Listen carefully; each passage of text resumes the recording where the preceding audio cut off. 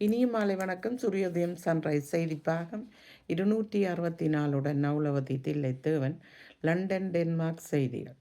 29 மாலை அமெரிக்காவு காங்கிரஸில் 3ஆம் சார்ல்ஸ் மன்னர் அவர்கள் உரையாற்றினார். பிரிட்டனின் நகைச்சுவையை மிகவும் கனிவான செங்கோலை போல கையாண்டார் என்று நியூயார்க் டைம்ஸ் செய்தி தெரிவித்திருக்கிறது.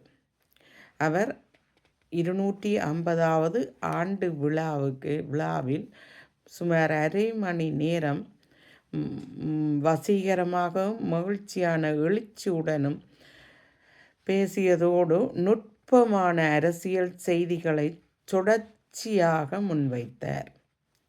3ஆம் சார்ல்ஸ் மன்னர் அவர்களும் அவருடைய பாரியார் அவர்களும் இராணுவ கல்லறையை பார்வையிடச் சென்றனர். அர்லிங்டன் தேசிய கல்லறையை பார்வையிடும் போது அங்கே ஒரு ராஜதந்திர தவறு நிகழ்ந்திருந்தது. அதாவது அந்த தேசிய கல்லறையில் யூனியன் ஜாக் கொடி தவறுதலாக தலைகீழாக பறக்க விடப்பட்டிருந்தது. 2026ஆம் ஆண்டு மரதனோட்ட சாதனை அளவாக 59,830 பேர் பந்தயத்தை நிறைவு செய்திருந்தனர். உலகில் மிகப்பெரிய வருடாந்த ஒரு நாள் நிதி திரட்டும் நிகழ்வாக அமைந்ததாக மரதன் தலைமை நிர்வாகி தெரிவித்திருக்கிறார். டென்மார்க் செய்தி. டென்மார்க் நாட்டில் வித்தியாசமான கலாச்சாரம், உற்சாகமான உணவுகை, வரலாறு, பசுமை செயல் பலரை கவர்ந்துள்ளது.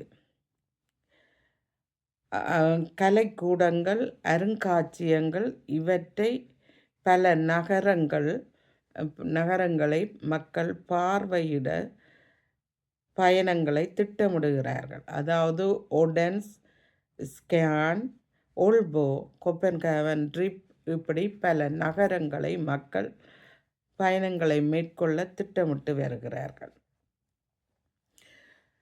டென்மார்க்கில் அதிகரித்து வரும் தேவையால் மின் கட்டமைப்பு நிறுவனத்தால் தரவு மையங்கள் தொடர்பான பெரும் நெருக்கடியை டென்மார்க் எதிர்கொள்கிறது.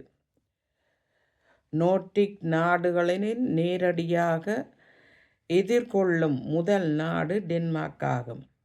புதிய அரசாங்கத்தின் உருவகம் மற்றும் மின் கட்டமைப்பு அணுகல்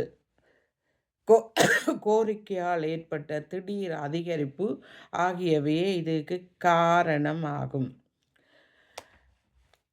ஸ்வீடனின் கார்ல்ஸ் 16வது குஸ்டாப்பின் 80வது பிறந்த நாளுக்கு பிரமாண்டமான இரவு விருந்தினை கொண்டாடினர். இதில் டென்மார்க் அரச தம்பதிகளாக மன்னர் பெனடிக்சன் மேரி கலந்து கொண்டனர். உலகத்தில் எங்கெங்கிலும் இருந்து இந்த அரச தம்பதிகள் இந்த நிகழ்வில் பங்கு பெற்றினார்கள். ராணி மேரி, மன்னர் பெனடிக்சன் அவர்கள் புதிய இல்லத்துக்கு குடிபெயர இருக்கிறார்கள். பாரம்பரியத்தில் வேரூன்றிய 100 அறைகளை கொண்ட பிரமாண்டமான அரண்மனை இந்த ஆண்டின் குடும்பத்தின் மிகவும் உணர்ச்சிகரமான மயிர்கற்களில் ஒன்றுடன் இடமாற்றம் நிகழ்கிறது.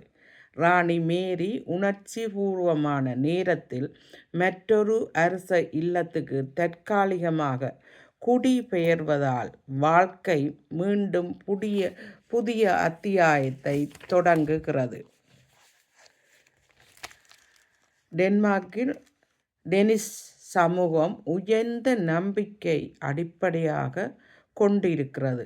தலைநகர் கோப்பன்ஹேகனில் ஆண்டுதோறும் சுமார் 17,000 மிதிவண்டிகள் வருடத்துக்கு திருட்டு போவதாக புகார் எழுத்திருக்கிறது.